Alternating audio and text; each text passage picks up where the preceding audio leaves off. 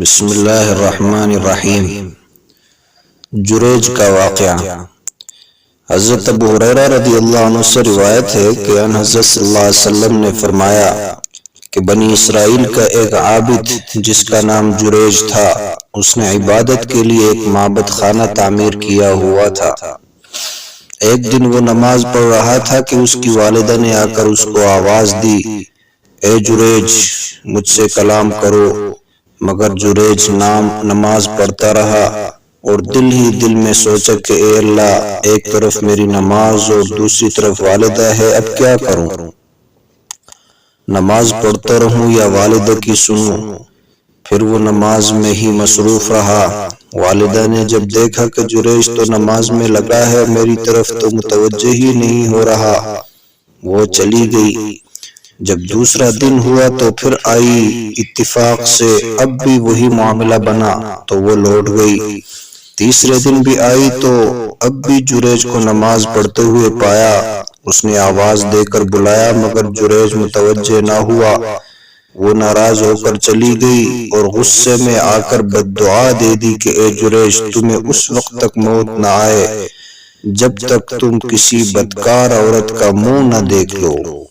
اور اس کی تکمیل یوں ہوئی کہ ایک دن جریج عبادت میں مصروف تھا کہ ان کی قوم میں سے ایک بری عورت اس کے پاس آئی اور اپنے ساتھ زنا کروانے کا جریج سے کہا، مگر اس نے انکار کر دیا اور وہ چلی گئی اور ایک چرواہے سے جا کر اپنی خواہش کی تکمیل کروائی جس سے وہ حاملہ ہو گئی۔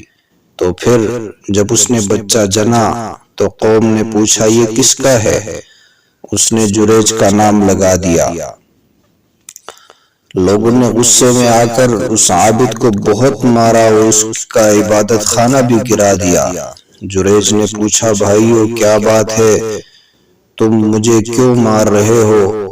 انہوں نے کہا، تم نے اس عورت کے ساتھ بدفعلی کی ہے اور اس نے بچہ جنا ہے۔ جریج نے کہا، اس بچے کو میرے پاس لاؤ۔ لوگ لے آئے۔ جریج نے اللہ سے دعا کی، پھر اس نے بچے کے پیٹ کو ہاتھ سے ٹھونکا اور پوچھا، یا غلام، اے بچے، من ابو کا، تیرا باپ کون ہے؟ اللہ نے اس بچے کو قوت گویائی بخشی۔ وہ بولا، ابی فلان الراعی، میرا باپ فلان بکریوں کا چرواہا ہے۔ جریج کی یہ کرامت دیکھ کر لوگ بہت شرمندہ ہوئے اور جریج سے معافی مانگی۔ پھر دریافت کیا کہ اب بتاؤ، تمہارا معبد خانہ سونے کا یا چاندی کا بنا دے؟ اس نے کہا، نہیں بلکہ بس مٹی کا ہی بنا دو۔ صحیح مسلم کی روایت ہے۔ اس واقعے سے یہ سبق ملتا ہے کہ والدین کے ساتھ حسن سلوک کرنا چاہیے اور ان کی بددعا سے ہمیشہ بچنا چاہیے۔ یہ بھی یاد رہے کہ اگر والدین اللہ اور اس کے رسول صلی اللہ علیہ وسلم کی نافرمانی یا شرک کرنے کا حکم کرے تو پھر ان کی نافرمانی جائز ہے۔ یہ بھی مسلم شریف کی روایت ہے۔